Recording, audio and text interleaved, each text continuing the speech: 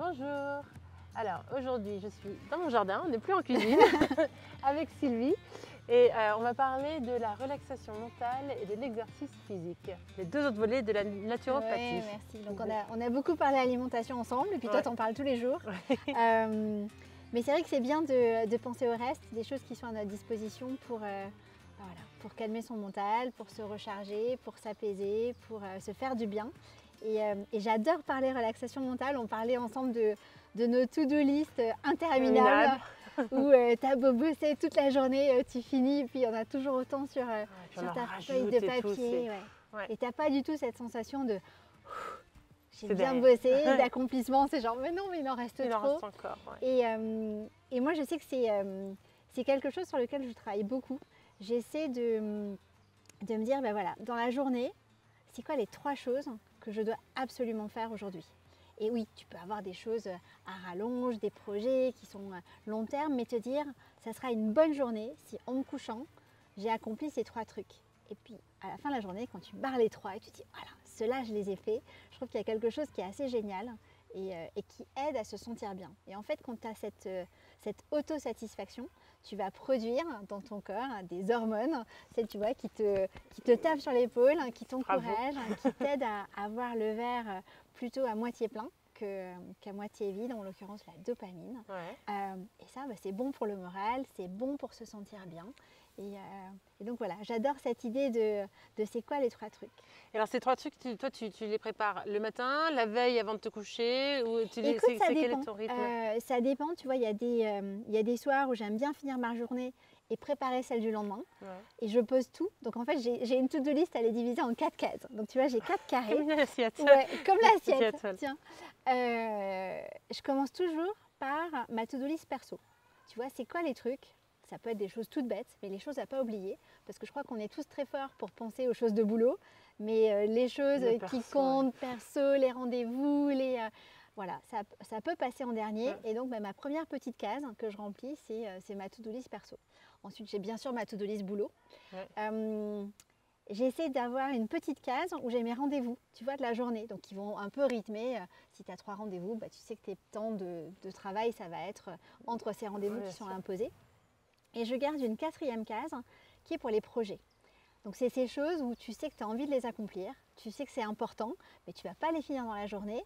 Mais c'est quand même ce petit pense-bête où tu te dis, ça serait bien que j'avance sur ce dossier ou voilà, que j'apporte une petite pierre un peu chaque jour. Et c'est une fois que j'ai rempli ces 4 cases où je me dis, ok, de tous ces trucs qui sont là, vraiment, c'est quoi les 3? Et ça, je les mets en haut. Donc, tu vois, c'est un peu doublon, mais tu te dis, voilà. C'est cela. Et l'autre question que j'essaie de me poser tous les jours, c'est se dire, qu'est-ce que je peux faire, moi, pour que ce soit une bonne journée aujourd'hui? Parce que tu as toujours le truc de se dire, je suis pas en contrôle, c'est trop rempli, j'ai pas assez de temps, il y a un tel qui m'a énervé, il pleut, j'ai pas le moral. Et c'est te dire, voilà, moi, c'est quoi ma responsabilité sur le fait qu'aujourd'hui, je passe une bonne journée? Et ça peut être quelque chose d'aussi simple que se dire, tiens, je vais prendre le temps d'appeler cette amie à qui je n'ai pas parlé depuis super longtemps, ou je vais sortir déjeuner avec mon amoureux, ou je vais être là à la sortie des classes aujourd'hui parce que ça me fait hyper plaisir. Et c'est la petite chose que je me donne pour que cette journée, elle soit la meilleure possible, et c'est moi qui aurai contribué. Donc voilà, je sais que moi, ça m'aide, et si je barre mes 3 trucs, je suis contente. C'est super, c'est super. Et donc du coup, après, pour le mental, il y a la to-do, etc. Puis ensuite, j'imagine que d'apprendre à bien respirer, de prendre du recul. La respiration, c'est super important. Mais c'est aussi, tu vois, quand tu sors de la to-do, c'est un peu la vision d'ensemble. La to-do, pour moi, c'est la feuille de route de la journée. Mais j'ai envie de te dire, c'est pas mal d'avoir un peu la version hélicoptère. C'est quoi ta feuille de route pour l'année, pour les mois qui viennent, pour ce que tu as envie d'accomplir? On a tous des trucs qui nous font rêver, qui nous remplissent la tête. Et c'est cette idée de se dire, où est-ce que j'ai envie d'aller? C'est quoi mes grands projets? Et être vraiment conscient de qu'est-ce qui te donne la patate. C'est quoi qui te donne de l'énergie? C'est quoi qui te recharge? Parce que tu vois, à la fin de la journée, une journée, c'est que la somme de plus et de moins. Tu vois, c'est de l'énergie que tu vas dépenser pour certaines choses, mais de l'énergie que tu vas recevoir pour d'autres. Puis si tu as donné et que tu as donné beaucoup plus que ce que tu as reçu, à la fin de la journée, tu es juste épuisé et puis tes projets, tu ne les vois pas avancer. Donc si tu sais là où tu veux aller, et j'aime bien cette idée de réfléchir tu vois, aux projets par saison, se dire, bah tiens, là on est au printemps, voilà ce que j'aimerais absolument avoir accompli avant l'été. Ou voilà l'année 2021. Voilà, un super objectif pour moi, ça serait d'avoir 3 petits points. Et ensuite, bah, c'est comment tu y arrives en faisant des choses qui te font du bien. Donc, bah, qu'est-ce qui te recharge? Lire un bon bouquin, faire un dîner avec des amis, passer du temps avec tes enfants. Bah, c'est bien d'en être conscient et puis c'est bien de ponctuer ta journée de toutes ces choses qui t'aident à te donner de l'énergie. Et en parallèle, je pense que c'est aussi important qu'on sache qu'est-ce qui nous prend de l'énergie. Tu vois, qu'est-ce qui vraiment nous pompe, nous vide. Et la clé, c'est de se dire, ben voilà, il y a beaucoup d'incontournables. Ces choses, il va quand même falloir en garder. Faire le ménage, tu vois, des tâches qui sont... Ma mère me dit toujours, tout dans la vie n'est pas champagne. Ouais. C'est un peu ça. Et c'est toujours, tu vois, comme dans l'assiette, cette idée d'équilibre. Comment tu vas faire en sorte que les choses que tu dois faire, tu vas les faire, mais tu vas les compenser par des choses qui vont pour le coup voilà, te donner le sourire, te donner la patate, avec cette idée de se dire, ben voilà, j'ai envie de cet été partir en vacances et être complètement au clair, avoir, je sais pas, ranger tous mes placards, avoir vendu toutes les choses que je ne mets pas. Et tu te donnes ça comme objectif, tu te donnes les moyens de le faire. Et tu as toujours cette même autosatisfaction de te dire, oh, je l'ai fait quoi. Je l'ai fait, c'est derrière moi. Ouais, c'est vrai que ça fait du bien. Moi, je veux dire, quand on fait des gros rangements comme ça et tout, après, ça fait du bien. C'est une bonne fatigue finalement parce qu'on est déchargé de cette chose-là où avant, que ce soit des placards, un garage ou peu importe, de voir tout le temps comme ça, on perd de l'énergie quand même en recherchant les choses, quand on doit les déplacer, etc. Et tout d'un coup, quand c'est fait, ça facilite la vie. C'est un bonheur, moi j'aime bien. Et tu vois, moi je compare beaucoup ça à faire des choses, la tête dans le guidon, sans regarder où tu vas. Et tu vas, et tu pédales, et tu t'en peux plus, et tu es épuisé. Et plutôt se dire, bah, je vais prendre 5 minutes, 10 minutes, un quart d'heure le matin pour prévoir ma journée et donner du sens à cette journée dans le temps. C'est pas juste aujourd'hui, c'est aujourd'hui, mais par rapport à qu'est-ce que j'ai envie de faire, où est-ce que j'ai envie d'aller, qu'est-ce que je veux prévoir, qu'est-ce que j'ai envie d'accomplir. Et donc, même les tâches les plus ingrates, elles peuvent, tu vois, tout d'un coup s'enchaîner de façon beaucoup plus facile. Ouais. Et tu vois, on parlait du sport aussi. Tout le monde sait que c'est bien de faire du sport. Tu vois, en théorie, et on se sent tous bien quand on en fait. Ouais. Et puis tu as toujours ce truc de dire, ah mais non, j'ai trop de trucs à faire. Ben non, aujourd'hui je peux pas, mais non, ça rentre pas dans les cases. Ouais. Je pense que c'est aussi notre responsabilité de faire rentrer dans notre emploi du temps toutes ces choses qui nous font du bien. Et faire du sport, ça en fait partie. Mettre son corps en mouvement, bouger, faire circuler son énergie. Pour le corps et l'esprit, je dirais. Oui, ça sert vraiment pour les deux. Toi, qu'est-ce que tu aimes faire, toi, comme sport? Alors moi, c'est vraiment nager. Je pense que nager, c'est vraiment quelque chose que j'aime beaucoup. Un petit peu de yoga, mais je suis pas très régulière dans tout ça. Mais c'est vrai que nager, ça me fait beaucoup de bien. Et sinon, marcher, j'aime beaucoup marcher l'été à la montagne, etc. Je trouve qu'il ça fait vraiment du bien. Quand on monte tout en haut depuis le village jusqu'à notre vieille maison, il y a un effort qui est fourni, mais du coup après on arrive là-bas, on se sent bien et on va au torrent et on se rince le visage avec l'eau fraîche, etc. C'est vraiment agréable. Je pense qu'une des clés, c'est se dire, c'est quoi les jours de la semaine où je vais nager? Là ça y est, on se déconfine, les piscines réouvrent. C'est quoi ton temps à toi? Tu vois, et c'est à quelle fréquence? Est-ce que c'est 1 fois par semaine? Est-ce que c'est 2 fois par semaine? Et te dire, voilà, c'est un truc que je pose, les enfants sont à l'école, c'est important pour moi, ça rentre dans mon emploi du temps, donc ça sera dans la petite case de tes rendez-vous quotidiens. J'ai fait, là, ça y est. Et donc c'est super. Et donc tu te fais du bien à ton corps, et c'est quelque chose que tu ancres. Et comme tout, les habitudes, ça se prend. Donc si tu as l'habitude de faire les choses pendant X jours d'affilée, non seulement tu as les bénéfices au niveau de ton corps, mais ça y est, l'habitude est ancrée, et puis ça fait partie de ton quotidien, et puis tout le monde sait que le mercredi matin, ou je sais pas, tu vas nager. C'est combien de temps pour une habitude? Écoute, alors il y a plusieurs écoles. On dit que le minimum c'est 21 jours. D'accord. Moi je pense que quand tu passes les 40 jours, c'est bien ancré. C'est bien, d'accord. Tu vois, j'aime pas le mot routine, parce que dans routine il y a quelque chose de rébarbatif, mais c'est plutôt la bonne habitude qui fait partie de ton quotidien et qui te fait te sentir bien, comme te laver les dents. Bien sûr. Quand tu es enfant, combien de fois les enfants te disent, oh mais non, on peut skipper les dents, c'est ça. Ben non, tu vois. Ah, c'est vrai. Ouais, professionnel comme ça. Oui, je l'ai fait. Non, c'est sûr. Ouais.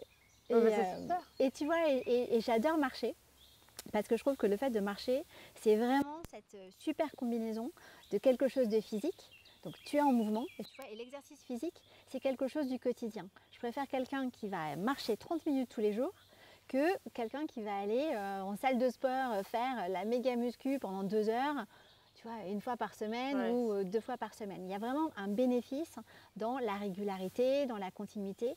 Et le fait de marcher, bah, tu as ton corps en mouvement et tu peux vraiment t'amuser également avec la respiration qui va avoir un énorme impact sur ton mental. Donc j'imagine que tu as remarqué quand tu es stressé, tu vois, on a tous tendance à respirer de façon assez courte. Tu sens que la respiration, elle est coincée tout en haut. Oh, tu retiens ta respiration, tu fais quelque chose en tension. Tu vas activer dans ton système nerveux un des systèmes qu'on appelle le système orthosympathique. C'est un peu le système qui se met en route quand tu es stressé. Tu vois, mais le stress, c'est fait pour quand tu as des loups qui te courent après. Tu as tes jambes qui se mettent à courir plus vite parce que tu vas avoir ta dose de glucose qui va être déchargée. Tu vas avoir ton cœur qui va plus vite. Tu vas avoir tes intestins qui se serrent pour pouvoir, tu vois, être vraiment dans l'efficacité, tes pupilles dilatées. Ça, c'est ton système orthosympathique qui met tout ça en route. Et ensuite, à l'intérieur de ton corps, tu as également un système qui est le parasympathique. Et le parasympathique, c'est comme ton médecin intérieur. C'est celui qui te répare, c'est celui qui te guérit.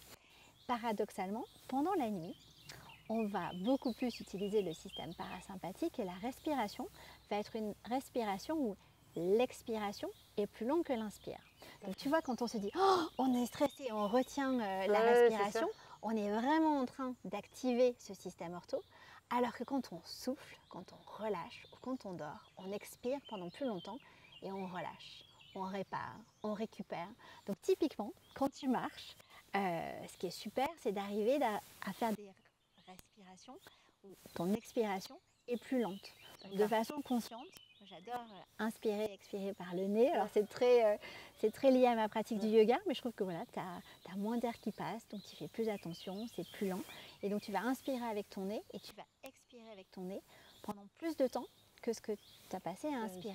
Et ça va permettre tu vois, de calmer ton mental et d'oxygéner tes cellules. Parce qu'on a tous cette image de on inspire de l'oxygène et on expire du dioxyde de carbone. Oui, dans ton nez, c'est très vrai. Dans ton corps, le moment où l'oxygène est transféré à tes cellules, c'est le moment où tu expires. D'accord. Donc c'est à ce moment-là où l'oxygène, tu le pousses à l'intérieur. Donc à chaque fois que tu expires, tu nourris ce qui se passe à l'intérieur et tu calmes ton mental.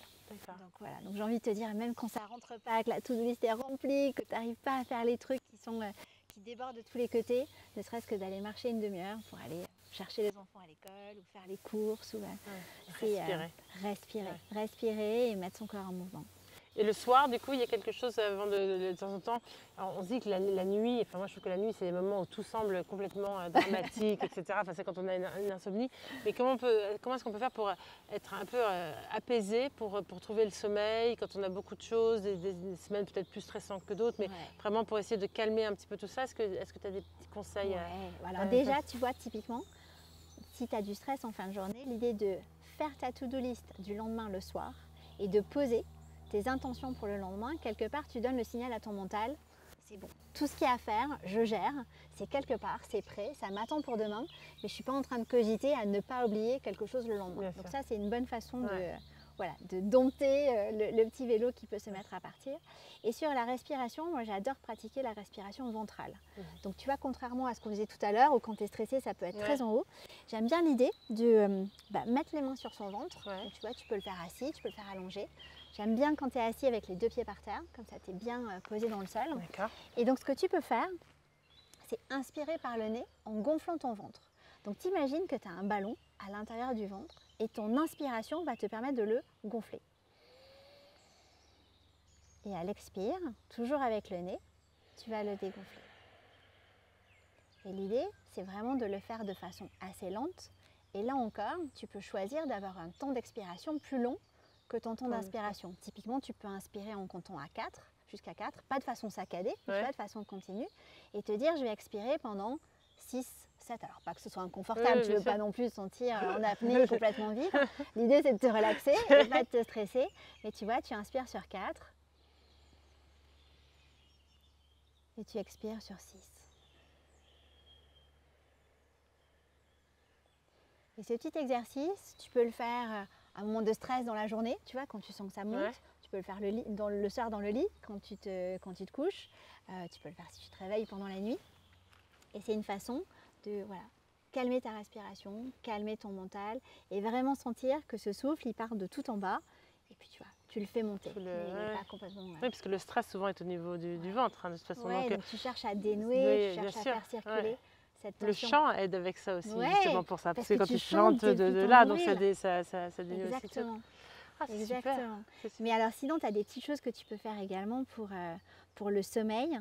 Tu as les bains chauds en fin de journée. Tu vois, avant de te coucher, alors si tu n'as pas de baignoire ou si tu n'as pas le temps, ça peut être un bain de pied chaud qui va avoir ce même effet, très apaisant, très relaxant. De la même façon que le matin, tu vois, le petit coup de jet d'eau froide à la fin de ta douche, ça peut être une façon de te vitaliser, de te donner beaucoup d'énergie. Et le chaud le soir aura ce côté ultra apaisant. Il y a une autre astuce que j'adore. C'est recette de grand-mère et je sais que tu as beaucoup de recettes de grand-mère sur ton site. C'est la bouillotte. La bouillotte. Alors la bouillotte, pas forcément dans le lit pour se réchauffer les pieds, mais tu peux aussi. Mais c'est la bouillotte sur le foie. En fait, tu sais, le foie, c'est une porte de sortie dans ton corps. On a des grands filtres ou des portes de sortie. Le foie, c'est la première. Mais tu as aussi les intestins, tu as les reins, tu as la peau par laquelle tu transpires, tu as les poumons par lesquels tu expires de l'air. Et ce foie, qui est ce premier grand filtre du corps, il fait un travail de dingue. Parce que tout ce que tu manges, ça passe par là. Et le foie est l'organe le plus chaud de tout ton corps. Donc quand tu lui apportes de la chaleur, typiquement après un repas où il a quand même beaucoup de boulot pour filtrer tout ça, mais quelque part tu concentres toute l'énergie et tu lui permets de faire bien son travail. Donc un super truc, si tu fais un bon repas le soir, tu finis de débarrasser, puis tu te poses avec une petite bouillotte sur le foie. Un peu ici, c'est ça, un peu plus donc haut tu vois, le foie il est du côté droit, il est à peu près sous ta poitrine au niveau de la côte. Et tu restes une vingtaine de minutes, donc c'est un super moment pour bouquiner, te poser dans ton canapé, tu n'es pas du tout en mouvement. Donc tu vas avoir un afflux de sang qui va vraiment aider à activer cette pompe et faire ce travail de filtre. Et je trouve que c'est un moment qui est hyper relaxant, mais c'est un moment où ta digestion va être favorisée et ton foie te remerciera. Et puis tu te couches après tranquillement. Et alors, les lendemains de fête, ou les soirs de fête, ou les soirs d'excès, c'est également un super outil. C'est pour savoir, je note. Et tu m'avais dit aussi de mélanger une huile neutre avec un peu de lavande aussi, qu'ils mettent sur les pieds. Donc moi, jojoba, j'aime pas mettre les huiles à même la peau parce que ça peut être trop intense. Mais ouais, la lavande, typiquement, elle est ultra calmante du système nerveux. Il y a quelque chose de très doudou. Donc voilà, sur les poignets, tu vois, près de toi. Tu peux également mettre dans ton bain.